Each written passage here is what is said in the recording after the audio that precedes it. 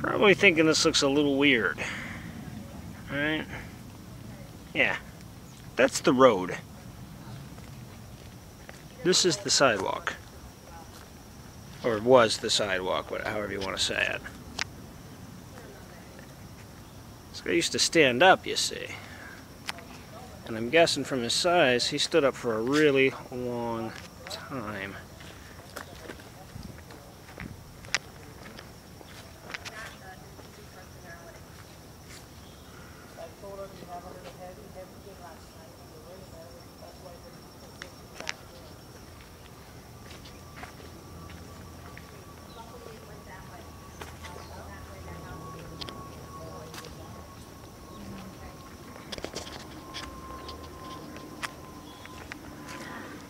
And since no post-disaster video is complete without a smashed car, let's all be thankful that's not our Camaro.